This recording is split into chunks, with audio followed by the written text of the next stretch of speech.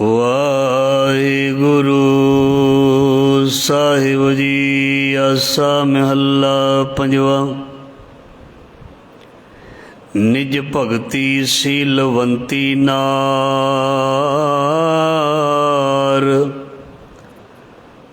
रूप अनूप पूरी आचार। जित ग्रह वसे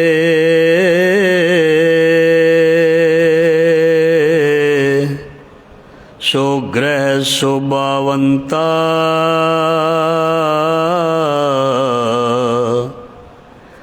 गुरमुख पाई किन्ने विरले जनता। सुकरनी कामन गुर मिल हम पाई। जज काज परथाए सोहाई रहा। जिचर वसी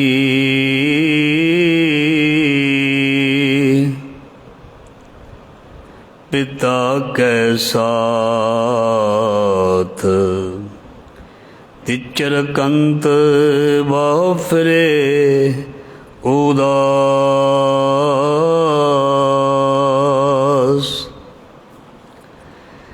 कर सेवा सतपुरख मनाया।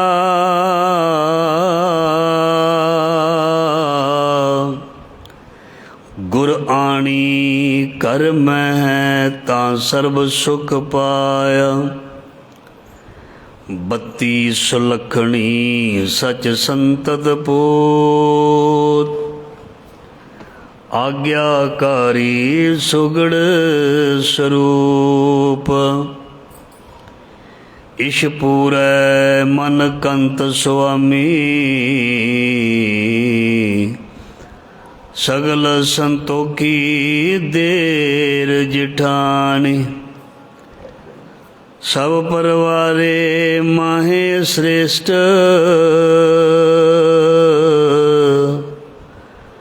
मती देवी देवर ज्येष्ठ। धन सो ग्रह जित प्रगटी आए। जन नानक सुख सुख विहाय।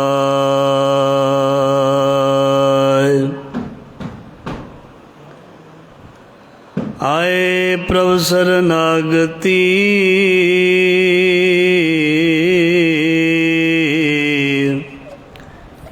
कृपा निध दयाल। एक अकर हर मन वसत। नानक होत निहाल।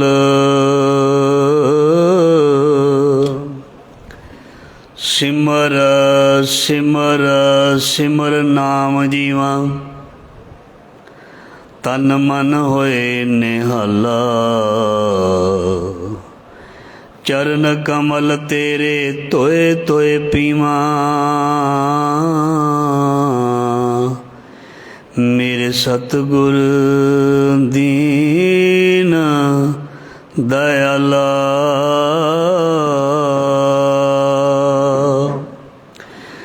ज़ाहरा ज़हूर हाजरा हजूर सर्व कला भरपूर समर्थ गुरु। लोक परलोक दे रखियक भगत वशल। ज्ञान दे सागर गुरुआं भगतां भट्टां सिखां दी इलाही बाणी। बाणी जोत रूप दे विच शब्द रूप दे विच समर्थ गुरु रूप श्री गुरु ग्रंथ साहिब जी महाराज सतगुरु जी दी पावन पवित्र गोद हजूरी दे विच गुर शब्द दे नाल जुड़ बैठी जुड़ रही साध संगत जी। असी सारे ही ਵੱਡਿਆਂ ਭਾਗਾਂ ਵਾਲੇ ਜਾਨੀ ਵਡਭਾਗੇ ਹਾਂ। ਗੁਰੂ ਸਾਹਿਬ ਨੇ ਦਇਆ ਕੀਤੀ ਹੈ। ਜੀਵਨ ਚੱਲ ਰਿਹਾ ਹੈ, ਸਵਾਸ ਚੱਲ ਰਹੇ ਹਨ। बरकरारी ये बेकरारी कायम है गुरु प्रति। बरकरार हाँ गुरु लई और गुरु दे लई अंदर खिच है, गुरु लई अंदर प्यास है, गुरु लई अंदर शरधा है, गुरु लई अंदर विराग है। सो इसलिए असी गुरु नूं याद कर रहे हैं। गुरु सानू गुण दसदा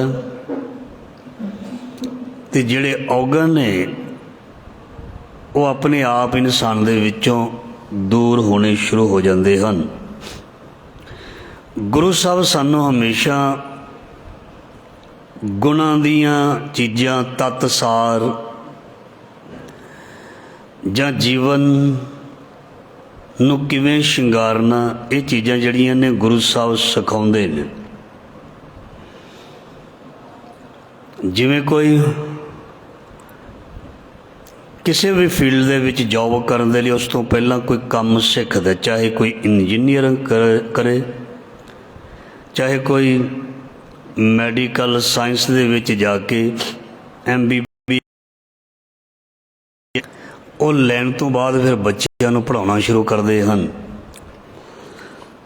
जिहड़ा साडा गुरु टीचर गुरु ग्रंथ साहब है, इहदे कोलों असीं पातशाह तो असीं गुण लैंदे हां। गुण जिवें संसार तो विद्या लैके स्कूलों तो कॉलेजां तो ते साडी अज्ञानता दूर हुंदी है, तिवें ही गुरु तो गुण लैके औगण साडे अपने आप दूर हो जाते हैं।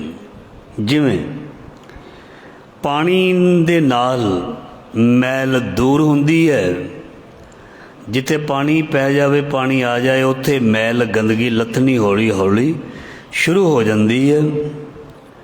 इसी तरह जिथे गुरु की बाणी आउण लग जाए, जिहदे घर गुरु आउण लग जाए, घर का मतलब हिरदा, जिस दे हिरदे रूपी घर दे विच गुरु का आउणा जाना हो जाए, वो घर जिहड़ा पवित्र होण लगदा है। जिहड़ा घर पवित्र हुंदा है उत्थे दिल जां चित्त लगन लग जांदा है। जिथे दिल लगन लग जांदा है उत्थे बरकत आ जाती है। जिथे बरकत आ जाती है वो माहौल खुशहाल हो जाता है, खुशी वाला हो जाता है। जिथे खुशी आ जाती है ये खुशी हौली हौली प्रसन्नता दे विच बदलदी है। जिथे प्रसन्नता आ जाती है उत्थे गुरु की मेहर का एहसास हुंदा है। जिथे गुरु की मेहर का एहसास हुंदा है उत्थे गुरु आप दिसन लग जाता है। मतलब एक गुण तो गल तुरी ते किथे पहुँच गई, किथे पहुँच गई। जिंज कहने हैं इस तरह भी असी लै सकते हैं। किसी ने अपने पिंड तो रिक्शा फड़िया, ऑटो फड़िया, छोटी कार फड़ी, वो अमृतसर चला गया, वो दिल्ली चला गया, एयरपोर्ट चला गया, उतों जहाज फड़िया, एक थां स्टे की, दो थां स्टे की, हौली हौली वो जांदा जांदा तुरदा तुरदा चढ़िया होया एक दिन असली मंजिल अपने घर पहुँच गया, जिन्हों कहते ने देश। देश उस देश विच चला गया। किवें गया? वो पहला अपने घर तो सीधा जहाज ते नहीं बैठा। ध्यान देना, प्रदेश जिहड़े जांदे ने उन्हां दे घर जहाज नहीं लैण आउंदा। वो पहला हौली हौली पहला एक साधन वरतते ने, लैंदे ने, फिर दूजा साधन, तीजा साधन, तो फिर अखीर नूं वो जहाज ते बैठ जाते हैं तो जहाज उन्होंने उन्हों दी मंजिल ते लै जांदा है। पहला असी हौली हौली आदत बनाने हाँ बाणी सुन के एक दूजे नूं देख के, वो भी सत संगत करदा है, उहदे ते किरपा है। वो भी पुन्नदान सेवा करदा है, उहदे ते किरपा है। वो भी मालक दा नाम लैंदा है, उहदे ते किरपा है। इस तरह मैं क्यों ना करा। ये चीज़ देख के वो करनी शुरू कर दिंदा है। करदा करदा वो एक दिन इस जगह ते पहुँच जाता है, वो मुकाम हासिल कर लैंदा है जिसनों देख के वो तुरिया सी। कई बार वो पिछे रह जाता है, जिहड़ा देख के उसनों तुरिया सी वो अगां लंघ जाता है, वो अगे लंघ जाता है, वो अगे लंघ जाता है। जिवें एक टीचर ने बच्चे नूं पढ़ाया सी, सिखाया सी, वो पायलट बन जाता है, वो बहुत वड्डा IPS ऑफिसर बन जाता है, गजटेड ऑफिसर बन जाता है, बहुत वड्डा मुकाम हासिल कर लैंदा है। मतलब उसने विचार रंभ अज दी होई है गुण, ते अज दा जो शब्द है भी इसे प्रकार का है। जिसने गुण लैने शुरू किते ओदी जिंदगी दे विच प्रोग्रेस, विकास, उन्नति ये नैचुरली है। गुण ग्रहण करने वालियां दे जीवन विच विकास, प्रगति, उन्नति ये नैचुरली है। जिसने गुण प्राप्त नहीं किते ओदी जिंदगी विच हनेरा, पतन, पछाण वाली सोच एक कुदरती है, उसने पिछे नूं जाना है। विद्या नेत्र खोलती है, अज्ञानता नेत्र बंद कर दी है।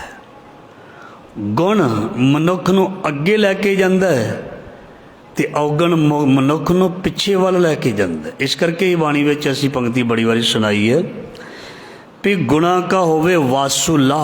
वासुला का मतलब हुंदा एक बॉक्स, एक डब्बा। जे किसी नूं गुणा का कोई डब्बा लभ जाए, कई बार किसी नूं पर्स लभ जाता है, वो छेती छेती पर्स दे विच की करदा है, पर्स नूं बाहर किते कच विच मार के थोड़ो फिरदा है, ਉਹਦੇ ਵਿੱਚੋਂ ਕੀ ਕੱਢਦਾ ਹੈ, ਛੇਤੀ ਛੇਤੀ ਦੇਖਦਾ ਇਹਦੇ ਵਿੱਚ ਨੋਟ ਕਿੰਨੇ ਕੁ ਨੇ। ਪਰਸ ਜੇ ਕਿਸੇ ਨੂੰ ਲੱਭ ਪਵੇ ਨਾ, ਮਹਾਰਾਜ ਜੀ ਕਹਿੰਦੇ ਗੁਨਾ ਕਾ ਹੋਵੇ ਵਾਸਲਾ ਕੱਢ ਵਾਸ ਲਈਜੈ। ਉਹ ਕਾਗਜ਼ ਪੱਤਰ ਵੀ ਬਹੁਤੇ ਨਹੀਂ ਦੇਖਦਾ, ਉਹ ਛੇਤੀ ਛੇਤੀ ਪੈਸੇ ਕੱਢ ਕੇ ਆਪਣੇ ਖੀਸੇ ਵਿੱਚ ਬੋਝੇ ਜੇਬੇ ਵਿੱਚ ਪੌਕਟ ਵਿੱਚ ਪਾਏਗਾ, ਪਰਸ ਨੂੰ ਉੱਥੇ ਕਈ ਵਾਰ ਸੁੱਟ ਦੇਗਾ ਤੇ ਅੱਗੇ ਚਲਾ ਜਾਏਗਾ। ਉਹਨੂੰ ਮਤਲਬ ਕਾਹਦੇ ਨਾਲ? ਪੈਸੇ ਨਾਲ, ਕਰੰਸੀ ਨਾਲ। तो महाराज जी कहते इस तरह जदों मनुख जीवन दे विच यात्रा करता है, जदों कोई उसनों कोई सतसंगी मिल जाए, कोई वाहिगुरु दा प्यारा मिल जाए, उन्होंने उत्थे भी वही सोच अपनानी चाहिए है भी उहदे विच जिहड़े गुण हन उन्होंने चक लैने चाहिए ने, अडॉप्ट कर लैने चाहिए ने, मन लैने चाहिए ने, अपना लैने चाहिए ने, समझ लैने चाहिए ने। सांझ करीजै गुणे गेरी, छोड़े अवगुण चलीए। उन्होंने गुणां दी सांझ कर लेनी चाहिए है, देखना चाहिए इहदे विच गुण किहड़ा है। जदों कोई गुण चकेगा तो गुण की रीस करेगा, वो अगे वधना शुरू हो जाएगा। मैं पहला बेनती की, जदों कोई गुण की रीस करेगा, असीं तुहाडे नाल इतिहासक जां गुरमत दीयां विचारां करदे हां, विद्वानां नूं सुणीदा, विद्वानां दीयां बुक्स किताबां देखी दीयां, पढ़ी दीयां। ਜਦੋਂ ਉਹਨਾਂ ਦਾ ਜੀਵਨ ਪੜ੍ਹੀਦਾ ਹੈ तो मन ਨੂੰ बहुत चोट लगती है भी उन्होंने इन्नी गरीबी दे विच उन्होंने इन्ना कुछ औखे इन्ने घरों होंदे होए भी इन्ना वड्डा कदम चुक्या, इन्नी मशक्कत मेहनत की, सानू तो रब ने सब कुछ दिता होया, हर साधन दिता होया, हर सुख दिता होया, हर चीज़ दिती हुई है, सो क्यों विसरै? जिन सब कुछ दिया सो क्यों विसरै जे जीवन जिया। चलो एक तो गरीबी करके रोंदा बेचारा, कहता मेरी गरीबी नहीं दूर होंदी, वो तो दुखी है। साडे कोल गरीबी भी शायद ना होवे, रोटी पानी वधिया मिलदा, जिसनों तन तक ढक्कण दे लई लीड़े कपड़े, खाण लई रोटी ते रहण लई सोहना मकान, वो गरीब नहीं। गरीब फुटपाथां ते ने, वैसे वो भी उन्हां विचों भी घट ही गरीब ने, उन्हां दे भी अकाउंट बहुत फुल होए ने। काहदे नाल? वो विलड़ जड़े ने मंग मंग के बहुत पैसे इकट्ठे कर लेंदे हन। हाँ, वो है जिहड़ा निर्बल है, जिहदे हत्थ पैर काम नहीं करते, कमाई नहीं कर सकता, भीख तक भी नहीं मंग सकता, ਉਹਦੇ ਲਈ बहुत औखा है। जिस दे हत्थ पैर सही सलामत हैं, दिमाग पूरा चल रहा है, रोटी खाण नूं मिल रही है अच्छी, ਤੇ ਖਾਣ ਪੀਣ ਨੂੰ ਮਨਪਸੰਦ ਦੇ ਖਾਣੇ ਤੇ ਮਨਪਸੰਦ ਦੇ ਜਿਹੜੇ ਕੱਪੜੇ ਪਹਿਨ ਸਕਦਾ ਔਰ ਜਿੱਥੇ ਦਿਲ ਜੀ ਕਰਦਾ ਆ ਜਾ ਸਕਦਾ, ਉਹ ਸਵਰਗ ਦੇ ਵਿੱਚ ਬੈਠਾ ਹੋਇਆ ਹੈ। ਹੋਰ ਕੋਈ ਹੋਰ ਸਵਰਗ ਦੀ ਕਲਪਨਾ ਨਾ ਕਰਨਾ। ਤੇ ਫਿਰ ਉਹ ਸਭ ਕੁਝ ਹੁੰਦੇ ਹੋਏ ਵੀ ਜੇਕਰ ਆਪਣੇ ਰੱਬ ਇਸ਼ਟ ਦਾ ਧੰਨਵਾਦ ਨਾ ਕਰੇ ਤੇ ਮਹਾਰਾਜ ਜੀ ਕਹਿੰਦੇ ਉਹਦੇ ਲਈ ਜੀਵਨ ਜਿਹੜਾ ਹੈ ਉਹ ਬਹੁਤ ਵੱਡੀ ਇੱਕ ਫਟਕਾਰ ਹੈ, ਲਾਹਨਤ ਹੈ। ਉਹਦੇ ਲਈ ਜੀਵਨ ਜੀਵਨ ਨਹੀਂ ਹੈ, ਜੀਵਨ ਇੱਕ ਭਾਰ ਤੇ ਬੋਝ ਹੈ। ਉਹਨੂੰ ਇੱਕ ਅਕਿਰਤ ਘਾਣਾ ਜਿਹੜਾ ਬਾਣੀ ਦੇ ਵਿੱਚ ਕਹਿ ਦਿੱਤਾ, ਤੂੰ ਸਮਰੱਥ ਵੱਡਾ ਮੇਰੀ ਮਤ ਥੋਰੀ ਰਾਮ, ਪਾਲੈ ਅਕਿਰਤ ਘਣਾ ਪੂਰਨ ਦ੍ਰਿਸ਼ਟ ਤੇਰੀ ਰਾਮ। ਉਸ ਅਕਿਰਤ ਘਣੇ ਨੂੰ ਫਿਰ ਵੀ ਰੱਬ ਜਿਹੜਾ ਹੈ ਸੰਭਾਲ ਰਿਹਾ, ਉਸ ਨੂੰ ਪਾਲ ਰਿਹਾ, ਉਸ ਦੀ ਪਰਵਰਿਸ਼ ਕਰ ਰਿਹਾ। ਵਿਚਾਰ ਦੀ ਆਰੰਭਤਾ ਹੋਈ ਗੁਣ, ਵਿਚਾਰ ਦੀ ਆਰੰਭਤਾ ਹੋਈ ਗੁਣ। ਇਸ ਲਈ ਸਾਡੇ ਸਾਰਿਆਂ ਦੇ ਵਿੱਚ ਗੁਣ ਦਾ ਹੋਣਾ ਜ਼ਰੂਰੀ ਹੈ। ਜਿਸ ਵਿੱਚ ਗੁਣ ਹੈ ਲੋਕੀ ਉਸ ਨੂੰ ਤਲਾਸ਼ ਕਰਦੇ ਨੇ। ਧਿਆਨ ਦੇਣਾ, ਕੋਈ ਗਲੀ ਦੇ ਵਿੱਚ ਫੇਰੀ ਪਾਉਣ ਵਾਲਾ ਆਵੇ, ਕੋਈ ਗਲੀ ਦੇ ਵਿੱਚ ਸਾਡੇ ਕੋਈ ਭਾਂਡੇ ਰਿਪੇਅਰ ਕਰਨ ਵਾਲਾ ਆਵੇ, ਕੋਈ ਭਾਂਡੇ ਕੁੱਕਰ ਖਰਾਬ ਹੋ ਜਾਂਦੇ ਨੇ, ਚੁੱਲ੍ਹੇ ਖਰਾਬ ਹੋ ਜਾਂਦੇ ਨੇ, ਠੀਕ ਕਰਨ ਵਾਲਾ ਆਉਂਦਾ ਹੋਵੇ ਤੇ ਉਹ ਲੰਘ ਜਾਏ, ਅਸੀਂ ਦੌੜ ਕੇ ਜਾਂਦੇ ਹਾਂ, ਭਾਈ ਕਿੱਧਰ ਗਿਆ? ਕਿਉਂ? ਕਿਉਂਕਿ ਜਿਹੜੀ ਉਹਦੇ ਕੋਲ ਕਲਾ ਹੈ, ਜਿਹੜਾ ਉਹਦੇ ਕੋਲ ਗੁਣ ਹੈ, ਉਹ ਸਾਡੇ ਕੋਲ ਨਹੀਂ ਹੈ। ਉਸ ਕਲਾ ਦੇ ਕਰਕੇ ਅਸੀਂ ਉਸ ਦੇ ਪਿੱਛੇ ਜਾਂਦੇ ਹਾਂ। ਨਹੀਂ ਤੇ ਗਲੀ ਦੇ ਵਿੱਚ ਭਾਈ ਤੇ ਬਥੇਰੇ ਤੁਰੇ ਫਿਰਦੇ ਨੇ, ਪਰ ਜਿਹੜਾ ਕੋਈ ਮਸ਼ੀਨਰੀ ਨੂੰ ਠੀਕ ਕਰਨਾ ਜਾਣਦਾ, ਮੋਟਰ ਠੀਕ ਕਰਨੀ ਜਾਣਦਾ, ਪੱਖਾ ਠੀਕ ਕਰਨਾ ਜਾਣਦਾ, ਏਸੀ ਠੀਕ ਕਰਨਾ ਜਾਣਦਾ, ਅਸੀਂ ਦੂਰ ਵੀ ਸ਼ਹਿਰ ਤੱਕ ਜਾ ਕੇ ਉਹਨੂੰ ਮੈਸੇਜ ਦੇ ਕੇ ਉਹਨੇ ਵੀ ਸਾਡੇ ਘਰ ਦਾ ਏਸੀ ਖਰਾਬ ਹੈ, ਉਹਨੂੰ ਠੀਕ ਕਰ ਦੇ। ਕਾਹਦੇ ਲਈ ਗਏ ਏਡੀ ਦੂਰ? ਉਹਦੇ ਵਿੱਚ ਗੁਣ ਹੈ। ਜੇ ਉਹਦੇ ਵਿੱਚ ਗੁਣ ਨਾ ਹੁੰਦਾ ਤਾਂ ਅਸੀਂ ਕਦੀ ਜਾਣਾ ਹੀ ਨਹੀਂ ਸੀ ਏਡੀ ਦੂਰ ਕਿਸੇ ਦੁਕਾਨ 'ਤੇ ਵੀ ਸਾਨੂੰ ਆਹ ਚੀਜ਼ ਘਰ ਸਾਡੇ ਡਿਲੀਵਰ ਕਰ ਦਿਓ, ਸਾਡੇ ਘਰ ਦੀ ਚੀਜ਼ ਫਰਿੱਜ ਖਰਾਬ ਹੋ ਗਈ, ਉਸ ਨੂੰ ਠੀਕ ਕਰ ਦਿਓ। ਉਹਦੇ ਕੋਲ ਹੀ ਜਾਂਦੇ ਆ ਜਿਹਦੇ ਕੋਲ ਇਸ ਨੂੰ ਠੀਕ ਕਰਨ ਦਾ ਗੁਣ ਹੈ। ਤੇ ਜਿਸ ਕੋਲ ਮਨ ਨੂੰ ਠੀਕ ਕਰਨ ਦਾ ਗੁਣ ਹੈ, ਫਿਰ ਉਹਦੇ ਕੋਲ ਇਨਸਾਨ ਕਿਉਂ ਨਹੀਂ ਜਾਂਦਾ?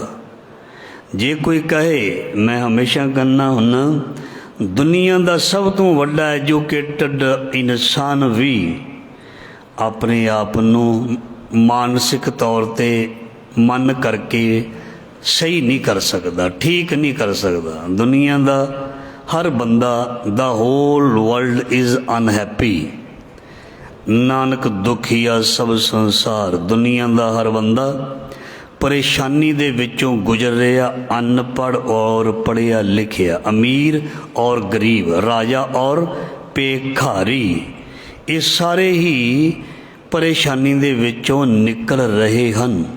ਸੋ ਮਹਾਰਾਜ ਜੀ ਕਹਿੰਦੇ, ਜਿਸ ਕੋਲ ਮਨ ਨੂੰ ਸ਼ਾਂਤ ਕਰਨ ਵਾਲਾ ਗੁਣ ਹੈ, ਮਨ ਨੂੰ ਰਿਪੇਅਰ ਕਰਨ ਵਾਲਾ ਗੁਣ ਹੈ, ਮਨ ਨੂੰ ਸਿੱਧੇ ਰਾਹ ਪਾਉਣ ਵਾਲਾ ਗੁਣ ਹੈ, ਜਿਹੜਾ ਉਸਨੇ ਕਿਧਰੋਂ ਸਿੱਖਿਆ? ਕਿੱਥੋਂ? ਗੁਰੂ ਕੋਲੋਂ। ਤੇ ਉਸ ਕੋਲੋਂ ਉਹ ਗੁਣ ਗ੍ਰਹਿਣ ਕਰ ਲੈਣਾ ਚਾਹੀਦਾ, ਉਸ ਗੁਣ ਨੂੰ ਸੁਣ ਲੈਣਾ ਚਾਹੀਦਾ, ਉਸ ਗੁਣ ਬਾਰੇ ਜਾਣਕਾਰੀ ਡਿਸਕਸ਼ਨ ਕਰ ਲੈਣੀ ਚਾਹੀਦੀ ਹੈ। ਜੇ ਭੁਲੇਖਾ ਹੋਵੇ ਤੇ ਪੁੱਛ ਲੈਣਾ ਚਾਹੀਦਾ।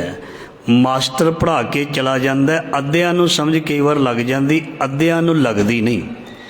ਤੇ ਜਿਨ੍ਹਾਂ ਨੂੰ ਅੱਧਿਆਂ ਨੂੰ ਨਹੀਂ ਨਾ ਲੱਗੀ, ਉਹਨਾਂ ਵਿੱਚੋਂ ਅੱਧੇ ਪੁੱਛ ਲੈਂਦੇ ਨੇ, ਸਾਨੂੰ ਸਮਝ ਨਹੀਂ ਲੱਗੀ, ਅੱਧੇ ਪੁੱਛਦੇ ਹੀ ਨਹੀਂ। ਧਿਆਨ ਦੇਣਾ, ਅੱਧਿਆਂ ਨੂੰ ਸਮਝ ਲੱਗ ਗਈ, ਉਹ ਤੇ ਇੱਕ ਪਾਸੇ ਹੋ ਗਏ। ਅੱਧਿਆਂ ਦੇ ਵਿੱਚੋਂ ਅੱਧਿਆਂ ਨੇ ਜਿਹੜੀ ਚੀਜ਼ ਸਮਝ ਨਹੀਂ ਲੱਗੀ ਉਹ ਪੁੱਛ ਲਈ, ਤੇ ਅੱਧਿਆਂ ਨੇ ਪੁੱਛੀ ਨਹੀਂ। ਜਿਨ੍ਹਾਂ ਨੇ ਪੁੱਛੀ ਨਹੀਂ ਉਹ ਰਹਿ ਗਏ, ਉਹ ਰਹਿ ਗਏ। ਇਸ ਕਰਕੇ ਜੇ ਕਿਸੇ ਚੀਜ਼ ਦੀ ਸਕੂਲ ਵਿੱਚ ਬੱਚੇ ਨੂੰ ਸਮਝ ਨਾ ਲੱਗੇ, ਟੀਚਰ ਨੂੰ ਪੁੱਛਣਾ ਉਹਦਾ ਫਰਜ਼ ਹੈ ਵੀ ਮੈਨੂੰ ਸਮਝ ਨਹੀਂ ਲੱਗੀ। ਜੇ ਕਿਸੇ ਦਾ ਮਨ ਇੰਨੀ ਬਾਣੀ ਪੜ੍ਹ ਕੇ, ਇੰਨੀ ਬਾਣੀ ਸੁਣ ਕੇ, ਇੰਨੀ ਸੇਵਾ ਪੁੰਨ ਦਾਨ ਕਰਕੇ ਵੀ ਓਨਾ ਹੀ ਗੁਸੈਲ ਹੈ, ਓਨਾ ਹੀ ਕ੍ਰੋਧੀ ਹੈ, ਓਨਾ ਹੀ ਭਟਕਦਾ ਹੈ ਪਹਿਲੇ ਵਾਂਗੂ, ਫਿਰ ਉਸ ਨੂੰ ਮਹਾਰਾਜ ਜੀ ਕਹਿੰਦੇ ਪੁੱਛੋ ਜਾਏ ਸਿਆਣਿਆਂ। ਫਿਰ ਉਹਨੂੰ ਕਿਸੇ ਸਿਆਣੇ ਤੋਂ, ਸਿਆਣੇ ਦਾ ਮਤਲਬ ਧਾਗੇ ਤਵੀਤ ਵਾਲਾ ਨਹੀਂ, ਸਿਆਣੇ ਦਾ ਮਤਲਬ ਜਿਹੜਾ ਗੁਰਮਤ ਦਾ ਧਾਰਨੀ ਹੈ। ਉਹਨੂੰ ਸਾਧ ਕਹਿ ਲਓ, ਉਹਨੂੰ ਗੁਰਸਿੱਖ ਕਹਿ ਲਓ, ਉਹਨੂੰ ਗੁਰੂ ਕਹਿ ਲਓ, ਉਹਨੂੰ ਕੋਈ ਭਗਤ ਕਹਿ ਲਓ, ਸੰਤ ਕਹਿ ਲਓ, ਕੁਛ ਵੀ ਕਹਿ ਲਓ, ਜਿਸ ਨੇ ਆਪਣੇ ਮਨ ਨੂੰ ਸਾਧਿਆ ਹੋਇਆ, ਜਿਹੜਾ ਇਸ ਚੀਜ਼ ਦੀ, ਇਸ ਗੁਣ ਦੀ ਜਾਣਕਾਰੀ ਰੱਖਦਾ। ਅਤੇ ਮਹਾਰਾਜ ਜੀ ਕਹਿੰਦੇ ਉਹਨਾਂ ਨੂੰ ਪੁੱਛ ਲੈਣਾ ਚਾਹੀਦਾ। ਪੁੱਛਦਾ ਉਹ ਹੈ ਜਿਹੜਾ ਕਹਿੰਦਾ ਮੈਨੂੰ ਪਤਾ ਨਹੀਂ। ਜਿਹੜਾ ਕਹਿੰਦਾ ਮੈਨੂੰ ਸਾਰਾ ਕੁਝ ਪਤਾ ਹੈ ਉਹ ਨਹੀਂ ਪੁੱਛਦਾ। ਮੈਂ ਜੇ ਕਹਾਂਗਾ ਮੈਨੂੰ ਤਾਂ ਸਾਰਾ ਕੁਝ ਪਤਾ, ਮੈਂ ਤਾਂ ਜੀ ਵਿਦਵਾਨ ਹਾਂ ਅਤੇ ਮੈਂ ਖਾਲੀ ਹਮੇਸ਼ਾ ਰਹਾਂਗਾ। ਆਖਰੀ ਸਵਾਸ ਤੱਕ ਬੰਦੇ ਨੂੰ ਦੂਜੇ ਤੋਂ ਪੁੱਛਣਾ ਚਾਹੀਦਾ, ਗੁਣ ਸਿੱਖਣਾ ਚਾਹੀਦਾ, ਗੁਣ ਗ੍ਰਹਿਣ ਕਰਨਾ ਚਾਹੀਦਾ। ਇਹ ਨਹੀਂ ਕਹਿਣਾ ਮੈਂ ਇੰਨੀ ਪੜ੍ਹਾਈ ਕਰ ਲਈ, 4 ਸਾਲ ਦਾ ਡਿਗਰੀ ਕੋਰਸ ਸੀ, ਕਰ ਲਿਆ।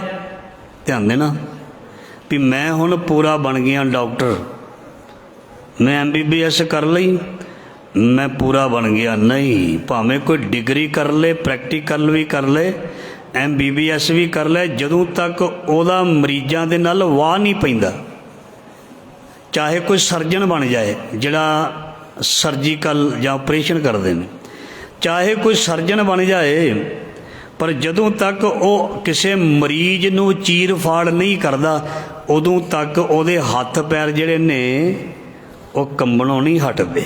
ਧਿਆਨ ਦੇਣਾ, ਉਦੋਂ ਹੀ ਉਸ ਨੂੰ ਤਜਰਬਾ ਹਾਸਿਲ ਹੋਏਗਾ ਜਦੋਂ ਇੱਕ ਡਾਕਟਰ ਸਰਜਨ ਦਾ ਮਰੀਜ਼ ਨਾਲ ਵਾਹ ਪਏਗਾ।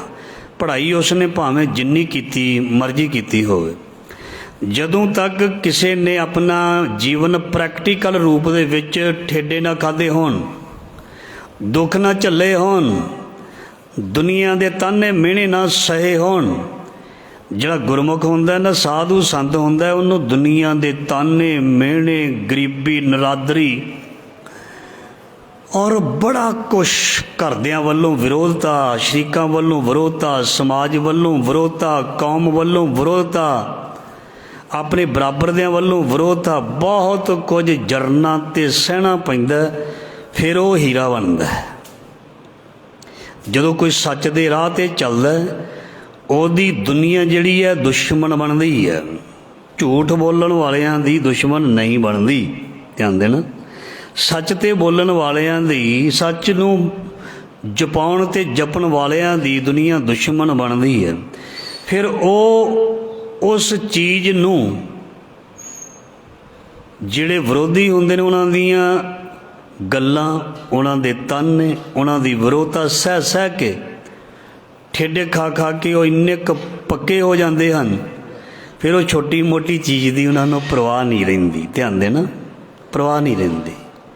ਉਹ ਇੰਨੇ ਪੱਕ ਚੁੱਕੇ ਹੁੰਦੇ ਨੇ, ਇੰਨੀ ਦ੍ਰਿੜਤਾ ਆ ਜਾਂਦੀ ਹੈ, ਇੰਨਾ ਉਹਨਾਂ ਦਾ ਅੰਦਰ ਪੱਕ ਚੁੱਕਾ ਹੁੰਦਾ ਵੀ ਦੁਨੀਆ ਉਹਨਾਂ ਨੂੰ ਡੁਲਾ ਨਹੀਂ ਸਕਦੀ, ਹਿਲਾ ਨਹੀਂ ਸਕਦੀ। ਪਰ ਇਹ ਗੁਣ ਉਹਨਾਂ ਨੇ ਕਿੱਥੋਂ ਪ੍ਰਾਪਤ ਕੀਤਾ? ਪਹਿਲਾਂ ਉਹਨਾਂ ਨੇ ਬਾਣੀ ਨੂੰ ਸੁਣਿਆ, ਫਿਰ ਉਹਨਾਂ ਨੇ ਉਸ ਨੂੰ ਵਿਚਾਰਿਆ, ਕਮਾਇਆ, ਢਾਲਿਆ, ਦੇਖ ਕੇ ਅਣਡਿੱਠ ਕੀਤਾ,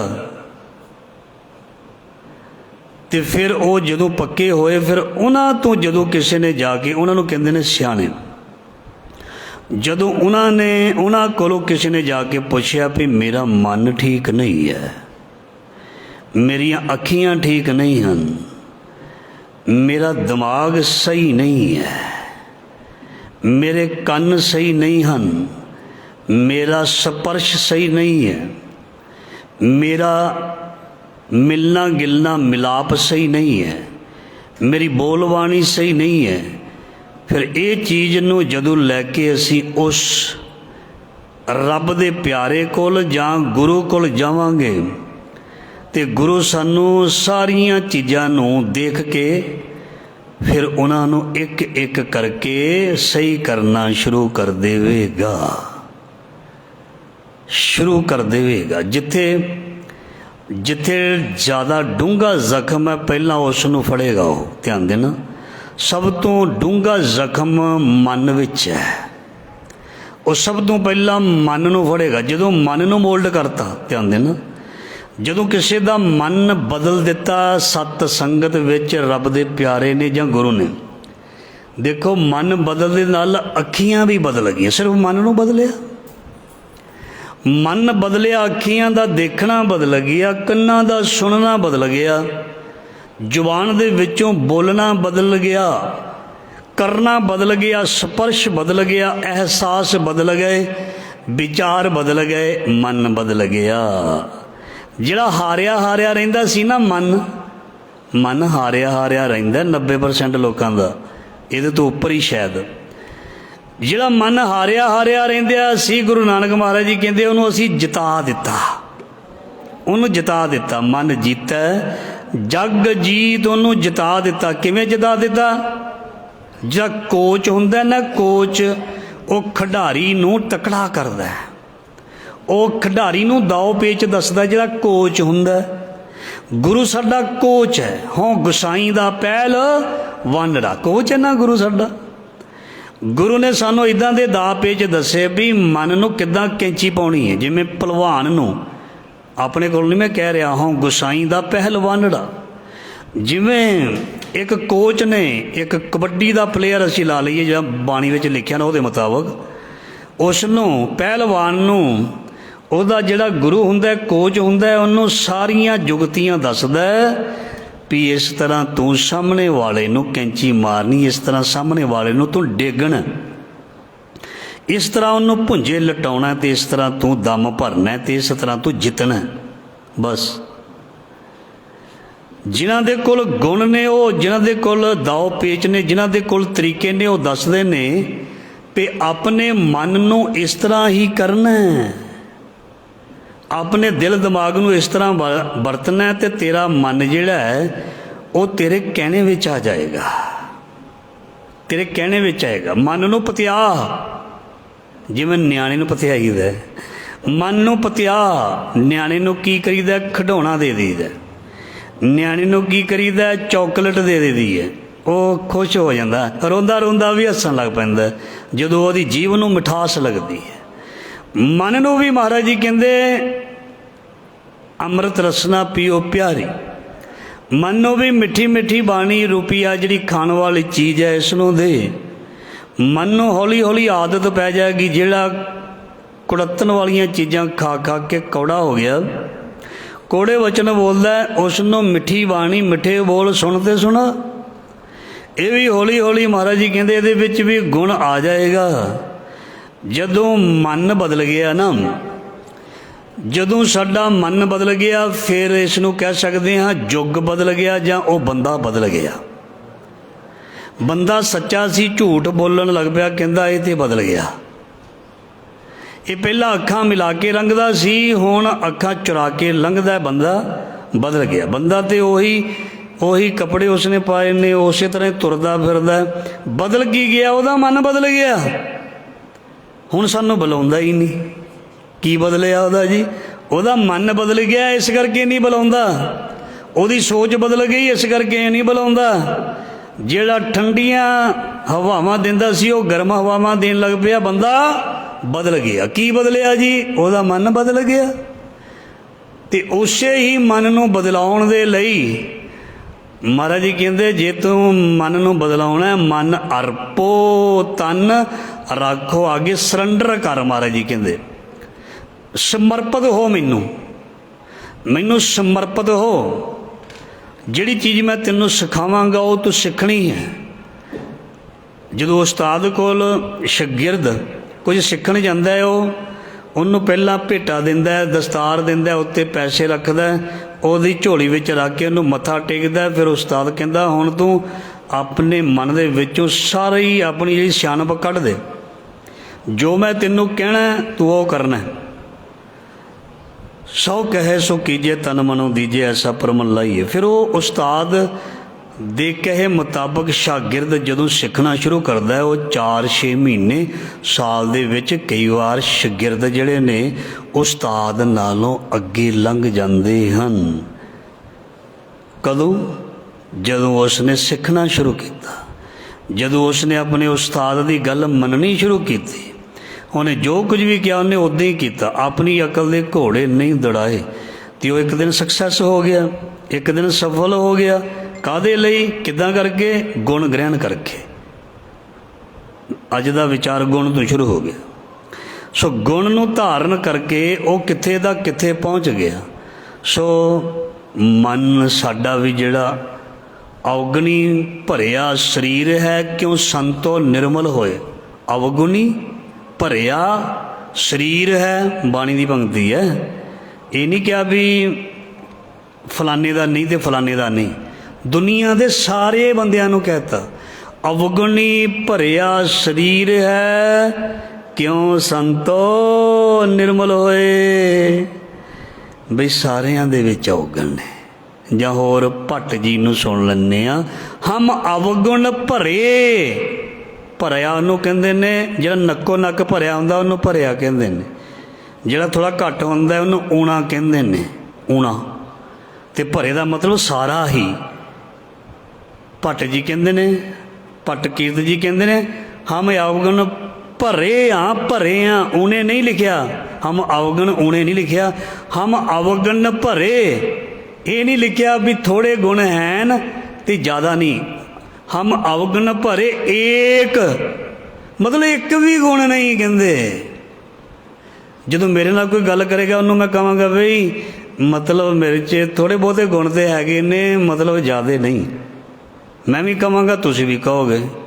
ਇੱਦਾਂ ਥੋੜ੍ਹਾ ਕਹਾਂਗੇ ਮੇਰੇ 'ਚ ਤਾਂ ਇੱਕ ਵੀ ਗੁਣ ਨਹੀਂ। ਅਸੀਂ ਕਹਾਂਗੇ ਲੈ ਆਹ ਵੀ ਮੇਰੇ ਵਿੱਚ ਗੁਣ ਹੈ, ਆਹ ਵੀ ਮੇਰੇ ਵਿੱਚ ਗੁਣ ਹੈ। ਬਸ ਇਸੇ ਕਰਕੇ ਹੀ ਦੂਰੀ ਹੈ। ਜਿਸ ਦਿਨ ਇਸ ਤਰ੍ਹਾਂ ਲੱਗ ਜਾਏਗਾ ਵੀ ਹਮ ਅਵਗੁਣ ਭਰੇ ਏਕ ਗੁਣ ਨਹੀਂ, ਸਭ ਅਵਗੁਣ ਮੈਂ ਗੁਣੀ ਕੋਈ।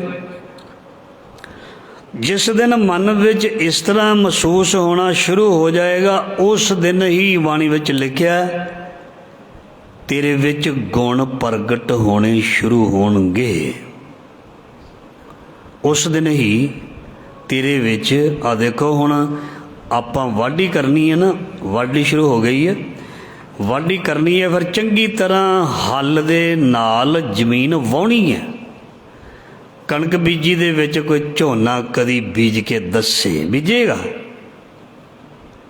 ਪਹਿਲਾਂ ਪਹਿਲੀ ਫਸਲ ਨੂੰ ਵੱਢਣਾ ਪਏਗਾ, ਉਹਨੂੰ ਹੱਲ ਦੇ ਨਾਲ ਉਹਦੀ ਹਿੱਕ ਦੇ ਵਿੱਚ ਜ਼ਮੀਨ ਦੇ ਵਿੱਚ ਕਰਾਇਆ ਲਾ ਕੇ ਤਵੀਆਂ ਦੇ ਨਾਲ ਉਹਨੂੰ ਛਿੱਲਣਾ ਵਾਹੁਣਾ ਪਏਗਾ। ਮਿੱਟੀ ਨੂੰ ਕੱਢਣਾ ਪਏਗਾ ਦੁਬਾਰਾ, ਉਹਦੀ ਜਿਹੜੀ ਸਾਰੀ ਭੜਾਸ ਹੈ ਅੰਦਰੋਂ ਜ਼ਮੀਨ ਦੀ ਬਾਹਰ, ਉਹਨੂੰ ਕੱਢਣੀ ਪਏਗੀ। ਫਿਰ ਪਾਣੀ ਨਾਲ ਠੰਡਾ ਕਰਨਾ ਪਏਗਾ, ਫਿਰ ਉਹਨੂੰ ਵੱਤਰ ਯੋਗ ਬਣਾ ਕੇ ਫਿਰ ਬੀਜਣਾ ਪਏਗਾ। ਗੁਣ ਦੁਆਰਾ ਇਹ ਗੁਣ ਹੈ।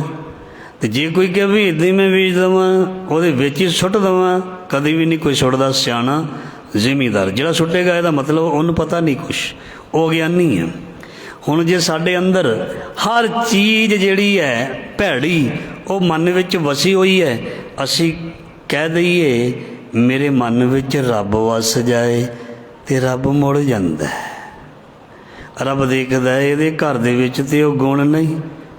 ਘਰ ਜੇ ਘਰ ਪਹਿਲਾਂ ਹੀ ਭਰਿਆ ਹੋਇਆ, ਸੀਟਾਂ ਫੁੱਲ ਨੇ ਗੱਡੀ ਦੀਆਂ ਬੱਸ ਦੀਆਂ, ਅਤੇ ਫਿਰ ਦੂਜੇ ਨੂੰ ਕਿੱਦਾਂ ਟਿਕਟ ਦੇ ਦੇਣੀ ਹੈ। ਜਿੰਨੀ ਦੇ 200 ਜਹਾਜ਼ ਦੀ ਸੀਟ ਹੈ ਅਤੇ ਉਹ 250 ਟਿਕਟਾਂ ਥੋੜ੍ਹਾ ਕੱਟਦੇ ਨੇ, ਕੱਟੀਆਂ ਕਦੀ ਜਹਾਜ਼ ਵਾਲੇ ਨੇ, ਖੜ੍ਹੇ ਹੋ ਕੇ ਥੋੜ੍ਹਾ ਜਾਣਾ ਉਸ ਜਹਾਜ਼ 'ਚ। ਜੇ 250 ਸੀਟਰ ਦਾ ਜਹਾਜ਼ ਹੈ ਅਤੇ 250 ਹੀ ਟਿਕਟ ਇਸ਼ੂ ਕਰਨੀ, ਉਹਨਾਂ ਨੇ ਬੋਰਡਿੰਗ ਪਾਸ 250 ਪਾਸ ਕਰਨਾ। 250 ਦਾ 200 ਤਾਂ ਹੋ ਸਕਦਾ, 250 ਦਾ 251 ਜਾਂ 52 ਨਹੀਂ ਹੋ ਸਕਦਾ। ਕਿਸੇ ਨੂੰ ਵੀ ਖੜ੍ਹਾ ਹੋ ਕੇ ਜਾਣ ਦੀ ਇਜਾਜ਼ਤ ਨਹੀਂ ਹੈ। ਜੋ ਸਹੀ ਤਰੀਕੇ, ਸਾਡੀ ਇੰਡੀਆ ਦੀ ਗੱਲ ਨਹੀਂ ਵੀ ਇੱਕ ਬੱਸ ਵਿੱਚ 50 ਸਵਾਰੀਆਂ ਦੀ ਜਗ੍ਹਾ ਹੋਵੇ ਅਤੇ ਉਹਦੇ ਵਿੱਚ 70 ਥੱਲੇ ਹੋਣ ਅਤੇ 30 ਉੱਪਰ ਹੋਣ, 100 ਡਬਲ, ਅਤੇ ਫਿਰ ਉਹ ਖਰਾਬ ਹੁੰਦਾ ਕੰਮ। ਇਸ ਕਰਕੇ ਮਹਾਰਾਜ ਜੀ ਸਾਡੇ ਮਨ ਨੂੰ ਦੇਖ ਲੈਂਦੇ ਨੇ ਵੀ ਇਹਦੇ ਮਨ ਵਿੱਚ ਕੀ ਭਰਿਆ।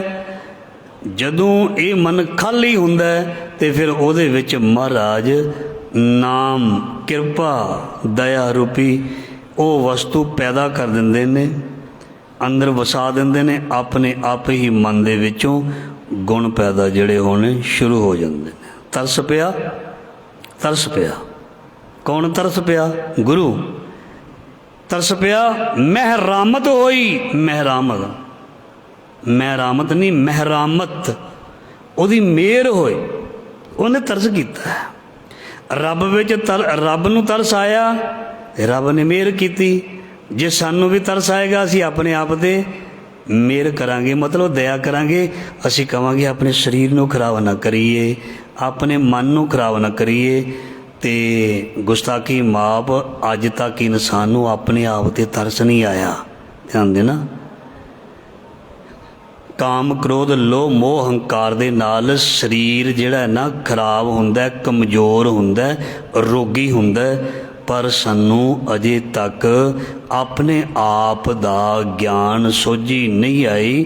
ਅਸੀਂ ਕਿਹੜੀ ਚੀਜ਼ ਦੇ ਨਾਲ ਲੰਬੀ ਜ਼ਿੰਦਗੀ ਜਿਉਣੀ ਹੈ ਤੇ ਕਿਹੜੀ ਚੀਜ਼ ਦੇ ਨਾਲ ਛੋਟੀ ਜ਼ਿੰਦਗੀ ਜਿਉਣੀ ਹੈ, ਸਾਨੂੰ ਇਹ ਨਹੀਂ ਪਤਾ ਲੱਗ ਰਿਹਾ। ਸਾਨੂੰ ਇਹ ਭੁਲੇਖਾ ਪਿਆ ਵੀ ਜ਼ਿਆਦਾ ਖਾਣ ਦੇ ਨਾਲ ਲੰਬੀ ਜ਼ਿੰਦਗੀ ਜਿਉਂਦਾ ਹੈ ਬੰਦਾ। ਨਹੀਂ, ਘੱਟ ਖਾਣ ਦੇ ਨਾਲ ਸੰਜਮ ਦੇ ਵਿੱਚ ਰਹਿਣ ਵਾਲਾ ਬੰਦਾ ਅੱਜ ਦੇ ਯੁੱਗ ਦੇ ਵਿੱਚ ਵੀ 90-100 ਸਾਲ ਜੀ ਸਕਦਾ। ਪਰ ਜਿਹੜਾ ਆਪਣੇ ਬਚਪਨ ਤੋਂ ਹੀ ਆਪਣੀ ਡਾਈਟ ਦਾ ਖਿਆਲ ਰੱਖੇ, ਨਾ ਖਾਏ ਤਲਿਆ, ਨਾ ਖਾਏ ਬਹੁਤਾ ਹੈਵੀ, ਨਾ ਖਾਵੇ ਵਾਧੂ, ਆਪਣੇ ਸਰੀਰ ਦੀ ਵਰਜਿਸ਼ ਕਰੇ। ਮੈਂ ਵੀ ਤੁਸੀਂ ਸਾਰੇ ਸ਼ੁਰੂ ਤੋਂ ਹੀ, ਉਦੋਂ ਨਹੀਂ ਜਦੋਂ ਬਿਮਾਰੀ ਲੱਗ ਜਾਏ, ਉਦੋਂ ਸੈਰ ਕਰਨ ਤੁਰਿਆ ਹੋਵੇ। ਉੱਦਾਂ ਕਦੀ ਸੈਰ 'ਤੇ ਦੇਖਿਆ ਨਾ ਹੋਵੇ, ਅਚਾਨਕ ਬੰਦਾ ਮਿਲੇ ਵੀ ਅੱਜ ਕੱਲ੍ਹ ਕਿੱਧਰ, ਉਹਨੂੰ ਪੁੱਛਣ ਦੀ ਜ਼ਰੂਰਤ ਨਹੀਂ, ਬਸ ਸਮਝ ਲੈਣਾ ਵੀ ਡਾਕਟਰ ਨੇ ਸਲਾਹ ਦਿੱਤੀ ਉਹਨੂੰ। ਅੱਗੇ ਤਾਂ ਕਦੀ ਦੇਖਿਆ ਨਹੀਂ। ਜੇ ਅੱਜ ਕੱਲ੍ਹ ਤੁਰਿਆ ਫਿਰਦਾ ਤਾਂ ਇਹਨੂੰ ਕੋਈ ਬਿਮਾਰੀ ਹੈ, ਬਿਮਾਰੀ ਆ ਗਈ ਅੰਦਰ, ਤਾਂ ਇਹ ਸੈਰ ਵੀ ਕਰਦਾ। ਨਹੀਂ ਤਾਂ ਜਦੋਂ ਬਿਲਕੁਲ ਸਹੀ ਸੀ, ਕੌਣ ਸੈਰ ਕਰਦਾ, ਕਿਹੜਾ ਯੋਗਾ ਕਰਦਾ, ਕਿਹੜਾ ਕਸਰਤਾਂ ਕਰਦਾ, ਕਿਹੜਾ ਡਾਈਟ ਦੇ ਚਾਰਟ ਬਣਾਉਂਦਾ? ਕੋਈ ਨਹੀਂ ਬਣਾਉਂਦਾ, ਮੈਂ ਵੀ ਤੁਸੀਂ ਸਾਰੇ। ਪਰ ਜਦੋਂ ਸਾਡੇ ਸਰੀਰ ਵਿੱਚ ਕੋਈ ਕਮੀ ਪੇਚੀ ਆਉਣੀ ਸ਼ੁਰੂ ਹੋ ਜਾਂਦੀ ਹੈ, ਫਿਰ ਸਾਨੂੰ ਡਾਈਟ ਦਾ ਗਿਆਨ ਵੀ ਹੋਣਾ ਸ਼ੁਰੂ ਹੋ ਜਾਂਦਾ। ਖਾਣ ਪੀਣ ਦਾ ਵੀ ਫਿਰ ਗਿਆਨ ਲੈਣਾ ਇੱਕ ਦੂਜੇ ਕੋਲ ਸ਼ੁਰੂ ਕਰਦੇ ਹਾਂ, ਪੜ੍ਹਨਾ ਸ਼ੁਰੂ ਕਰਦੇ ਹਾਂ, ਕਿਹੜੀ ਚੀਜ਼ ਕਿਹੜੀ। ਜੇ ਇਹ ਚੀਜ਼ ਸ਼ੁਰੂ ਤੋਂ ਹੀ, ਵੈਸੇ ਕਸੂਰ ਸਾਡਾ ਸਾਰਿਆਂ ਦਾ, ਸਾਡੇ ਮਾਪਿਆਂ ਨੂੰ ਵੀ ਨਹੀਂ ਇਹਦਾ ਪਤਾ ਸੀ, ਸਾਡੇ ਪਿਛਲਿਆਂ ਨੂੰ ਵੀ ਨਹੀਂ ਪਤਾ। ਜਿਹਨਾਂ ਨੂੰ ਪਤਾ ਉਹ ਚੰਗੇ ਨੇ, ਜਿਨ੍ਹਾਂ ਨੂੰ ਸਿਖਾਇਆ ਗਿਆ ਬਜ਼ੁਰਗਾਂ ਮਾਂ ਬਾਪ ਦੁਆਰਾ ਵੀ ਕਿਵੇਂ ਜ਼ਿੰਦਗੀ ਜਿਉਣੀ ਹੈ, ਕੀ ਖਾਣਾ ਕੀ ਨਹੀਂ ਖਾਣਾ, ਉਹ ਚੰਗੇ ਹੈ। ਅਤੇ ਜਿਹੜੇ ਆਪ ਹੀ ਧੜੀ ਖਾਈ ਜਾਂਦੇ ਨਾ, ਨਿਆਣਿਆਂ ਨੂੰ ਕਿੱਥੋਂ ਮਨਾ ਖਾਣਾ। ਗੁਸਤਾਖੀ ਮਾਫ਼। ਜਿਹੜਾ ਆਪ ਹੀ ਲਾਲਚ ਕਰਕੇ ਆਪਣੇ ਪੇਟ ਨੂੰ ਭਰ ਲੈਂਦਾ, ਉਹ ਬੱਚਿਆਂ ਨੂੰ ਕਿੱਥੋਂ ਕਹੇਗਾ। ਜਿਹੜਾ ਆਪ ਰੋਟੀ ਦੇ ਨਾਲ ਕੋਲਡ ਡਰਿੰਕ ਪੀਂਦਾ ਹੈ, ਜਿਹੜਾ ਆਪ ਹੀ ਬੋਤਲਾਂ ਛਕੀ ਜਾਂਦਾ ਸਾਰੀਆਂ ਠੰਡੇ ਦੀਆਂ ਕੋਲਡ ਡਰਿੰਕ ਦੀਆਂ, ਉਹ ਨਿਆਣਿਆਂ ਨੂੰ ਸ਼ਿਕੰਜਵੀ ਕਿੱਥੋਂ ਪਿਆਉਣੀ ਸਿਖਾਏਗਾ। ਜਿਹਨੇ ਆਪ ਹੀ ਨਾ ਕਦੀ ਪੀਤੀ ਹੋਵੇ, ਉਹਦੇ ਨਿਆਣੇ ਪੀਣਗੇ ਨੇ। ਜਿਹੜਾ ਆਪ ਨਿੰਬੂ ਲੱਸੀ ਪੀਂਦਾ ਅਤੇ ਜਿਹੜਾ ਆਪ ਹੀ ਠੰਡੇ ਲਿਆ ਕੇ ਫਰਿੱਜਾਂ ਭਰੀ ਜਾਂਦਾ, ਅਤੇ ਫਿਰ ਨਿਆਣਿਆਂ ਦਾ ਲੀਵਰ ਤੇ ਲੌਂਗ ਟਾਈਮ ਨਹੀਂ ਚੱਲਣਾ, ਨਾ ਤੁਹਾਡਾ, ਨਾ ਮੇਰਾ, ਨਾ ਕਿਸੇ ਹੋਰ ਦਾ। ਸੰਜਮ, ਹਰ ਚੀਜ਼ ਤਰੀਕੇ ਦੇ ਨਾਲ। ਅਸੀਂ ਵੈਸੇ ਪੀ ਲੈਂਦੇ ਹਾਂ ਥੋੜ੍ਹਾ ਬਹੁਤਾ, ਕਦੇ ਕਦਾਈ ਜਿਹੜਾ ਪੀਂਦਾ ਚਲੋ ਕੋਈ ਨਹੀਂ। ਮੈਂ ਕਿਧਰੇ ਫਲੱਸ਼ ਵਿੱਚ ਦੇਖਿਆ ਉਹਨਾਂ ਨੇ ਕੋਕ ਧੋਣ ਵਾਸਤੇ ਰੱਖੀ। ਮੈਂ ਕਾਹਦੇ ਵਾਸਤੇ? ਕਹਿੰਦੇ ਫਲੱਸ਼ ਸਾਫ਼ ਕਰਨ ਵਾਸਤੇ। ਵਧੀਆ 2 ਲੀਟਰ, ਮਤਲਬ ਥੋੜ੍ਹੀ ਸਸਤੀ ਪੈ ਜਾਂਦੀ ਹੈ। ਉੱਦਾਂ ਲੀਟਰ ਹੀ 80 ਰੁਪਏ ਦੀ ਆਉਂਦੀ। ਵਾਹ ਜੀ ਵਾਹ। ਵੈਸੇ ਉਹਨਾਂ ਦੀ ਗੱਲ ਸਹੀ ਹੈ। ਅਤੇ ਉਹ ਅੰਦਰ ਜਦੋਂ ਜਾਂਦੀ ਹੈ ਚੀਜ਼, ਕੈਮੀਕਲ ਜਾਂਦੇ ਨੇ ਖਤਰਨਾਕ, ਅਤੇ ਲੀਵਰ ਲੌਂਗ ਟਾਈਮ ਵਾਸਤੇ ਥੋੜ੍ਹਾ ਤੰਦਰੁਸਤ ਕਰਦੇ ਨੇ। ਉਹ ਸ਼ਿਕੰਜਵੀ ਪੀਤੀ, ਲੱਸੀ ਪੀਤੀ, ਲੀਵਰ ਨੂੰ ਤਾਕਤ ਦਿੰਦੀ ਹੈ। ਧਿਆਨ ਦੇਣਾ, ਕਿਹੜਾ ਗਰਮੀਆਂ ਦੇ ਸਵੇਰੇ ਉੱਠ ਕੇ ਲੱਸੀ ਪੀਂਦਾ? ਮੈਂ ਵੀ ਤੁਹਾਡੇ ਨਾਲ ਹੀ ਹਾਂ। ਕੌਣ ਪੀਂਦਾ ਜੀ ਸ਼ਿਕੰਜਵੀ ਸਵੇਰੇ? ਜਿਹੜਾ ਪੀਂਦਾ ਬਹੁਤ ਚੰਗੀ ਗੱਲ ਹੈ। ਨਾਲ ਹੀ ਵਿਚਾਰ ਜੁੜ ਗਿਆ ਨਾ ਵੀ ਗੱਲ ਗੁਣ ਦੀ ਹੋ ਰਹੀ ਹੈ, ਮਨ ਦੀ ਹੋ ਰਹੀ ਹੈ। ਮਨ ਵਿੱਚ ਤੰਦਰੁਸਤੀ, ਮਨ ਦੀ ਤੰਦਰੁਸਤੀ ਅਤੇ ਤਨ ਦੀ ਤੰਦਰੁਸਤੀ ਤਾਂ ਹੀ। ਇਸ ਕਰਕੇ ਵਿਸ਼ਾ ਮੇਰਾ ਇਹ ਨਹੀਂ ਹੈ, ਪਰ ਜੇ ਇੱਧਰ ਨੂੰ ਮਾੜਾ ਜਿਹਾ ਚਲ ਗਿਆ ਤਾਂ ਟੱਚ ਕਰ ਲੈਂਦੇ ਹਾਂ।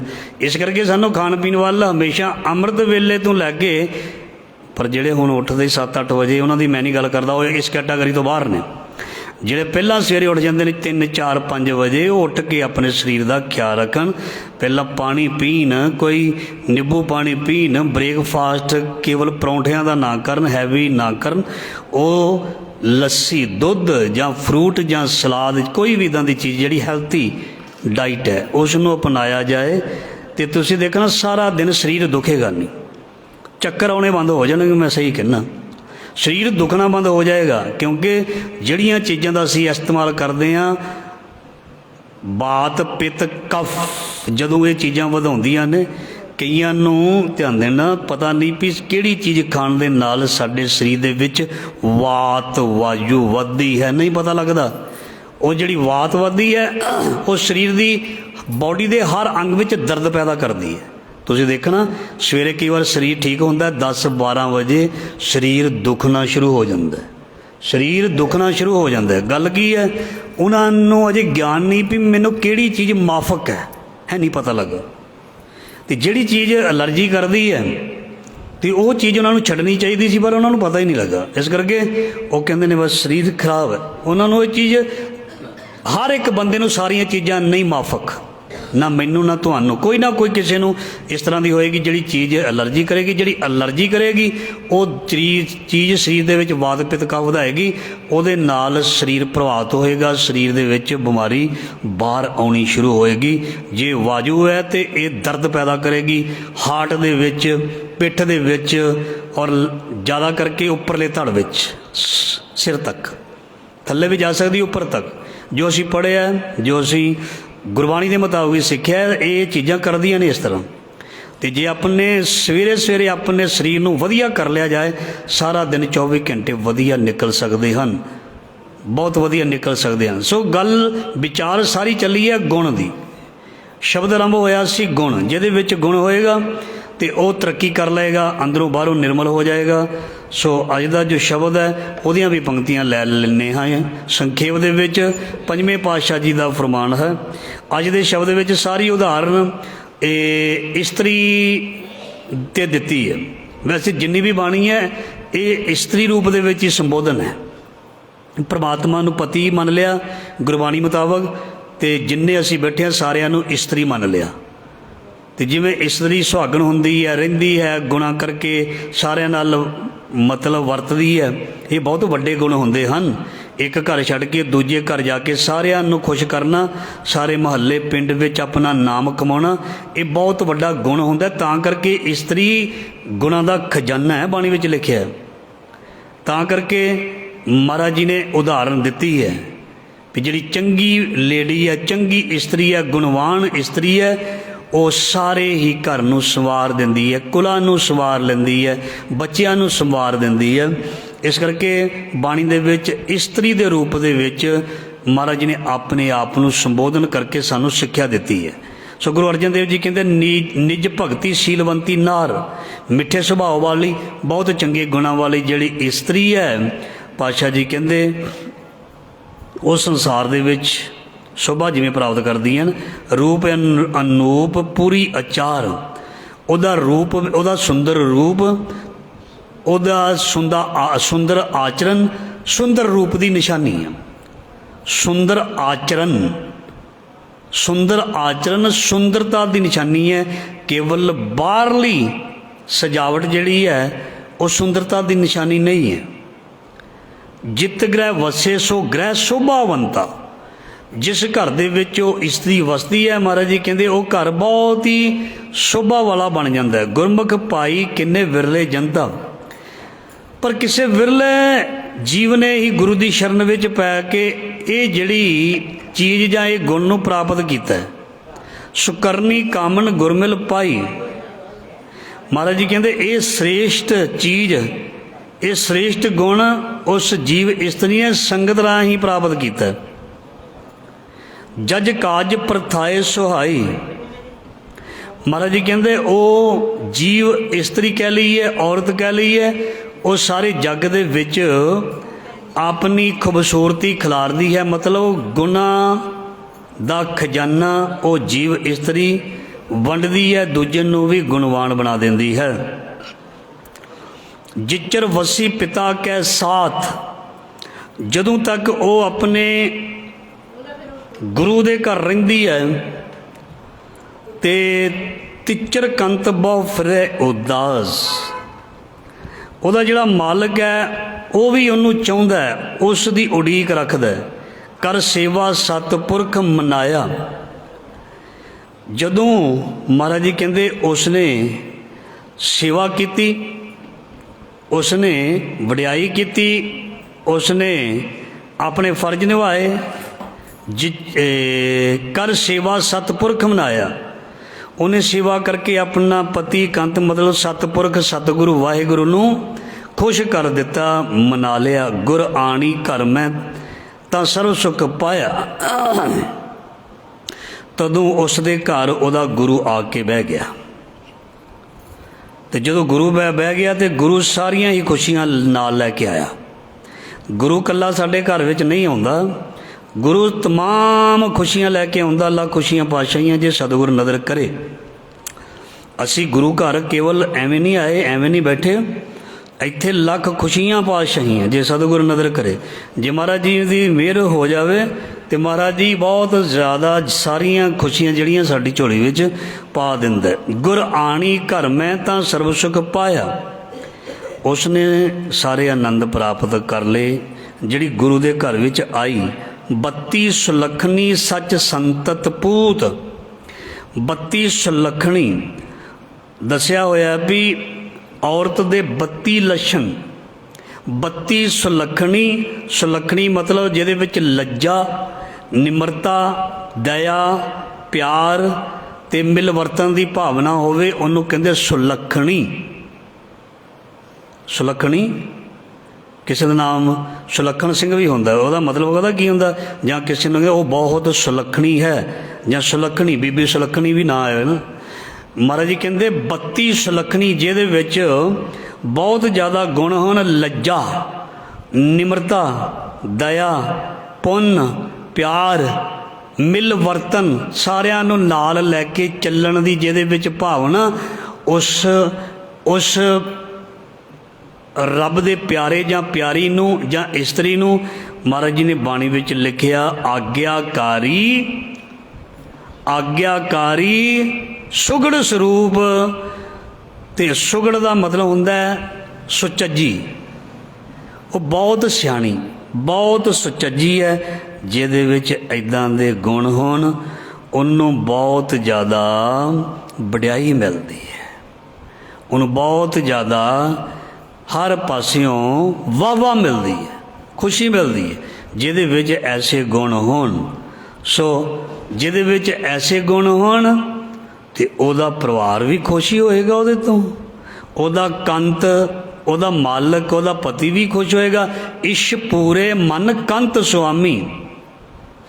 सो उसका पति जिहड़ा उस ते बहुत प्रसन्न हुंदा, बहुत खुश हुंदा, ओहदे गुणां ते ओहदे इस सुभाअ करके, ते ओहदियां सारियां इच्छां वो पूरियां करदा। ध्यान देना, जो कई बार पति पत्नी की इत्थे गल कीती है, इश पूरे मन कंत स्वामी। कंत का मतलब पति कहते हैं। जो कंत पति खुश होंदा ना, कई बार बहुत ज़्यादा किसी के घर वाला खुश होंदा है, वो कई बार अपने आप कोई ऐसी चीज़ लै आंदा ते वो लेडी देख के बहुत खुश होंदी है, कहती ये मेरे वास्ते, वो कहता हाँ। ਜਾਂ ਕਿਸੇ ਦੀ ਐਨੀਵਰਸਰੀ ਹੋਵੇ, जन्म दिन ਹੋਵੇ, ਤੇ ਉਹਦੇ ਵਾਸਤੇ ਕੋਈ ਗਿਫਟ ਲੈ ਆਂਦਾ, ਕੋਈ ਗੋਲਡ ਲੈ ਆਂਦਾ, ਕੋਈ ਘੜੀ ਲੈ ਆਂਦਾ, ਜਾਂ ਕੋਈ ਕੱਪੜੇ ਲੈ ਆਂਦਾ, ਤੇ ਉਹਨੂੰ ਦੇਖ ਕੇ ਬਹੁਤ ਖੁਸ਼ ਹੁੰਦੀ ਹੈ। ਉਹ ਕਦੋਂ ਲੈ ਕੇ ਆਇਆ? ਜਦੋਂ ਉਹਨੂੰ ਖੁਸ਼ੀ ਮਿਲੀ। ਉਹਨੂੰ ਖੁਸ਼ੀ ਮਿਲੀ ਤੇ ਖੁਸ਼ੀ ਦੇ ਬਦਲੇ ਉਹਨੇ ਕੀ ਉਹਨੂੰ ਦਿੱਤਾ? ਖੁਸ਼ੀ। ਇੱਕ ਵਿਆਹੁਤਾ ਔਰਤ ਨੇ ਆਪਣੇ ਪਤੀ ਨੂੰ ਆਪਣੀ ਮਿੱਠੀ ਬੋਲਬਾਣੀ ਦੇ ਨਾਲ ਘਰ ਦੇ ਜੀਆਂ ਦੇ ਵਿੱਚ ਸੋਹਣਾ वातावरण बना के जो अपने पति को खुशी दी, वो इन्ना खुश होया और रात को घर में आने लगा बेचारा खुशी खुशी, सारे वास्ते कुछ ना कुछ लै आया। तो जिस पत्नी ने अपने पति को दुखी किया, वो बेचारा उन्हें लिया की, और शुक्र वो आप घर आ गया।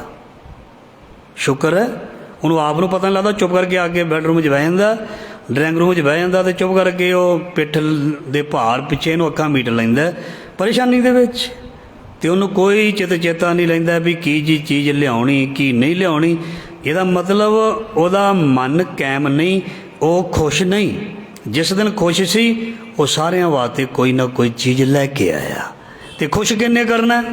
इत्थे कंत है गुरु साहब, इस्त्रियां असी। ਜਦੋਂ ਅਸੀਂ ਆਪਣੇ ਗੁਰੂ ਨੂੰ ਖੁਸ਼ ਕਰਦੇ ਹਾਂ, ਗੁਰੂ ਦੀ ਆਗਿਆ ਮੰਨ ਕੇ, ਜਿੱਦਾਂ ਪਤੀ ਬੱਚਿਆਂ ਵਾਸਤੇ ਆਪਣੀ ਧਰਮ ਪਤੀ ਵਾਸਤੇ ਬਹੁਤ ਚੀਜ਼ਾਂ ਲੈ ਕੇ ਆਉਂਦਾ ਨਾ, ਤੇ ਗੁਰੂ ਪਾਤਸ਼ਾਹ ਜੀ ਕਹਿੰਦੇ ਤੂੰ ਮੈਨੂੰ ਖੁਸ਼ ਕੀਤਾ, ਲੈ ਲੱਖ ਖੁਸ਼ੀਆਂ ਬਾਦਸ਼ਾਹੀਆਂ ਜੇ ਸਤਿਗੁਰ ਨਦਰ ਕਰੇ, ਤੇਰੇ ਦੁੱਖ ਅੱਜ ਮੈਂ ਸਾਰੇ ਕੱਟਦੇ ਨੇ, ਦੁੱਖ ਪਰ ਹਰ ਸੋ ਕਰ ਲੈ ਜਾਏ। ਬਸ ਆ ਉਦਾਹਰਨ ਹੈ, ਕਿੰਨੀ ਪਿਆਰੀ ਉਦਾਹਰਨ ਹੈ। ਇਸ਼ ਪੂਰੇ ਮਨ ਕੰਤ ਸੁਆਮੀ, ਸਗਲ ਸੰਤੋਖੀ ਦੇਰ ਜਠਾਨੀ। सो वो अपनिया दरानियां जठानियां दे विच रहिंदी, मतलब आशा तृष्णा दे विच रहिंदी होई भी संतोखी रहिंदी है, संतोख वंडदी है, संतोख अपने अंदर पालदी है। सब परिवारे माए श्रेष्ठ। ਉਹਦੇ ਬੋਲਾਂ ਕਰਕੇ, ਉਹਦੀ ਦਇਆ ਭਾਵਨਾ ਕਰਕੇ ਸਾਰੇ ਪਰਿਵਾਰ ਦੇ ਵਿੱਚ ਲੋਕੀ ਕਹਿੰਦੇ ਨੇ ਵੀ ਇਹ ਬਹੁਤ ਸਿਆਣੀ ਹੈ। ਜਿਨ ਅੰਤਰ ਹਰ ਹਰ ਪ੍ਰੀਤ ਹੈ, ਤੇਜਨ ਸੁਗੜ ਸਿਆਣੇ ਰਾਮ ਰਾਜੇ। ਸੋ ਲੋਕੀ ਕਹਿੰਦੇ ਨੇ ਵੀ ਫਲਾਣੇ ਦੀ ਧੀ, ਫਲਾਣੇ ਦੀ ਨੂੰਹ ਬਹੁਤ ਸਿਆਣੀ ਹੈ। ਸਭ ਪਰਿਵਾਰੇ ਮਾਹੇ ਸ੍ਰੇਸ਼ਟ, ਉਹ ਸਾਰੇ ਪਰਿਵਾਰ ਦੇ ਵਿੱਚ ਸ੍ਰੇਸ਼ਟ ਹੁੰਦੀ ਹੈ।